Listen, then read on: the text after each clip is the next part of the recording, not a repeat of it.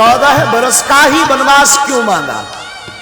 15 का मांगती, 13 का मांगती। इसके महापुरुषों ने अलग अलग मत बताए। हमारे पूज्य गुरुदेव कहते हैं कैकेयी ने 14 वर्ष का वनवास इसलिए मांगा कि रावण की आयु शेष 14 वर्ष बची, इसलिए 14 वर्ष राम वनवास। दूसरा कारण,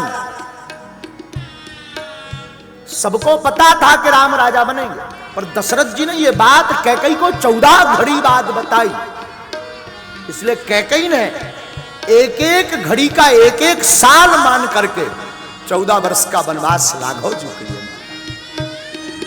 तीसरा कारण, इसी चौपाई का बहुत लोगों का प्रश्न होगा कि कैकेयी ने तो केवल राम जी को मांगा, भगवान राम को वनवास मांगा, फिर लक्ष्मण और जानकी जी क्यों, ये दोनों क्यों गए? एक तार्किक महापुरुष कहते हैं कि इसी चौपाई में कैकेयी ने तीनों को वरदान मांगा। उन्होंने अर्थ निकाला, तापस माने तपस्वियों का भेष, फिर है विशेष, बी है उपसर्ग, शेष माने शेष नाम, तो शेष नाम के अवतार हैं लक्ष्मण जी। उदासी, तापस, वेश, विशेष, उदासी, उमाने और दासी पत्नी ही हो सकती है खास।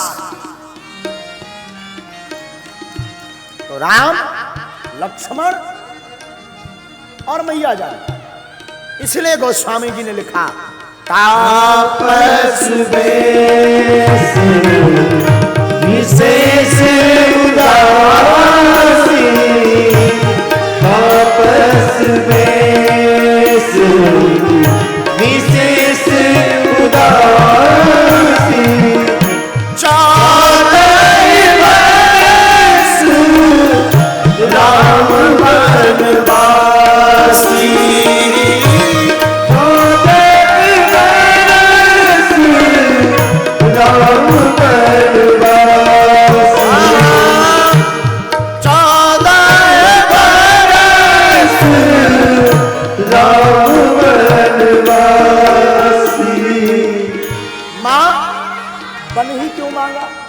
वनवासी का प्रयोग गोस्वामी जी ने क्यों किया?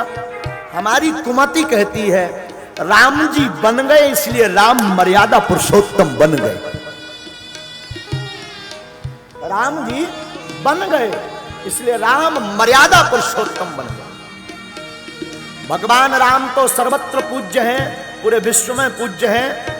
अयोध्या के राजा सिर्फ राम जी रहते, भगवान राम रहते तो शायद इतनी महिमा विश्व में लोग स्वीकार ना कर पाते, पर राम जी जब से बन गए तो राम भगवान मर्यादा पुरुषोत्तम बन गए, इसलिए वनवासी का प्रयोग है।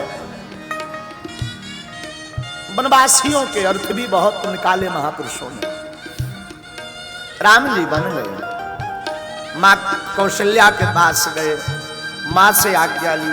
दशरथ जी ने बहुत समझाया, वृत्तांत बहुत बड़ा है, जानकी जी को भी राम जी समझाते, लक्ष्मण भैया को भी समझाते, नहीं माना। राम जी का धर्म सामान्य धर्म है, लक्ष्मण जी का विशेष धर्म है, भरत जी का विशेषतर धर्म है, लेकिन शत्रुघ्न जी का विशेष उत्तम धर्म है। राम जी सामान्य धर्म से गए, लक्ष्मण जी का भी उतना कोई खास धर्म नहीं बताया, विशेष। क्यों? क्योंकि इन्हें तो राम जी का सानिध्य मिला, लेकिन लक्ष्मण जी से ज्यादा कठोर धर्म अगर किसी का है तो भरत जी का। इन्होंने इस प्रकार अपने जीवन को जिया भरत जी ने, कोई इसकी उपमा नहीं। जब राम जी वन चले गए तो भरत जी का चरित्र आता है तो कई बार हृदय बड़ा रोने लगता है। राम जी वन चले गए तो कोई कहता है कि भाई राम जी बन गए, लक्ष्मण भरत जी मनाने के लिए जाते, पादुका ले करके आते। तो जब भरत जी रहते हैं नंदीग्राम में तो जमीन में गड्ढा खोद करके रहते, बोले क्यों? बोले स्वामी पृथ्वी पर लेटे हैं और हम भी पृथ्वी पर लेटेंगे तो स्वामी की बराबरी हो जाएगी। भरत जी नीचे जमीन में गड्ढा खोद करके रहे थे। भरत जी अपने पूरे जीवन काल भर 14 वर्ष के वनवास में भरत जी 3 बजे के पहले स्नान कर लेते हैं। बोले क्यों? बोले संसार अगर हमें सुबह से नहाता हुआ देखेगा तो यही कहेगा यही वो भरत है जिसकी वजह से राम बन गए। साथरी डाल करके भरत। लेकिन इससे ज्यादा कठोर धर्म अगर रामायण में है किसी का, शत्रुघ्न जी का नाम नहीं आया, पर इससे ज्यादा कठोर धर्म है शत्रुघ्न जी का। राम जी तो वन चले गए, लक्ष्मण जी साथ चले गए, भरत जी नंदीग्राम में रहे। पूरी अयोध्या को संभाला है शत्रुघ्न जी ने, पूरी अयोध्या को। अवधवासियों को संभाल रहे, अवधवासी रो रहे। शत्रुघ्न जी जाकर के समझा रहे, चिंता मत करो, कमजोर मत हो जाना, राम जी आएंगे, राजा बनेंगे, तुम्हें सेवा करनी, खाओ पियो, राम आएंगे।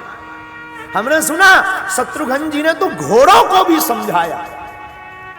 जिन घोड़ों पर बैठ करके राम जी वन को गए, जब वो घोड़े वापस आए तो एकदम रोए जा रहे।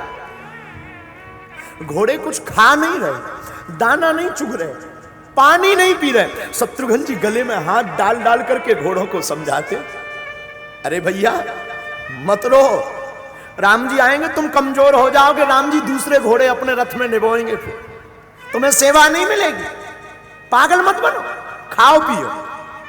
गौ माता को गले में लगा, माँ ए गैया माँ आप मत रो, अगर आप कमजोर हो जाओगी तो दूध देना बंद कर दोगी, और दूध देना बंद करोगी तो जब राम जी राजा बनेंगे तो अभिषेक के लिए जो गाय का दुग्ध लगेगा वो किसी और गाय का लगेगा, तुम मत रो।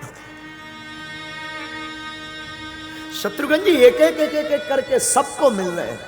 माँ के पास जाते हैं शत्रुघ्न जी, कौशल्या माँ को कहते हैं, माँ तू अपने लाला को भोजन नहीं कराएगी, अपने बेटा को प्रसाद नहीं पवाएगी? कौशल्या माँ झट से उठ जाती, आंसू पहुंच करके प्रसाद ला। माँ मैं तो पालूंगा पर मैं तब पाऊंगा जब तुम पाओगी। माताओं को समझाते शत्रुघ्न जी। सबसे कठोर धर्म रामायण में किसी ने अगर निभाया है, शत्रुघ्न जी ने निभाया, सबसे कठोर। राम जी सबको मिलते हैं, कथाक्रम बहुत बड़ा है, लक्ष्मण जी को समझाते, जानकी जी को समझाते, नहीं मानते। सुमंत्र जी पिताजी से आज्ञा लेकर के दशरथ जी से, और सुमंत्र जी रथ तैयार करते हैं, पूरा अवधवासी राम जी के पीछे पीछे, राम जी रथ पर आरूढ़ होकर के चले जाते हैं। राजा बहुत व्याकुल होते हैं।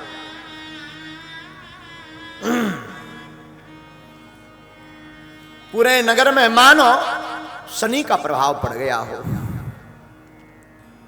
काटने को दौड़ रहा हो पूरा अयोध्या।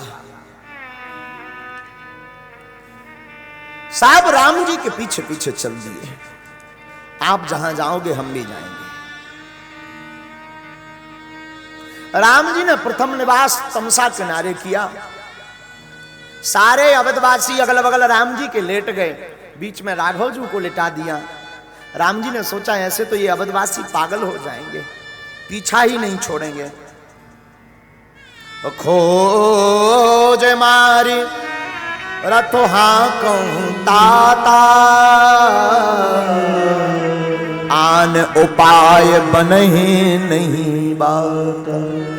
सुमंत्र जी को राघव जी ने कहा, आप ऐसा रथ चलाओ, ऐसा रथ चलाओ कि कोई भी हमें पकड़ ना पाए और हम शीघ्र अति शीघ्र पहुंच जाएं,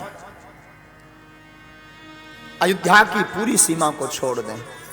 और प्रातः काल ऐसा रथ चलाया सुमंत्र ने, घुमा घुमा करके सब सोते रहे, और रात्रि में ही राघव जी निकल गए। जब प्रातः काल भई सब जागे, जागे सकल लोग भय भोरू,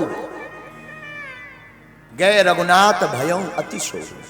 राम जी गए, शोर मच गया, भगवान छोड़ करके चले गए। सब रोने लगे, अधेर मन से मुंह लटका करके पूरे अवधवासी अयोध्या वापस आए।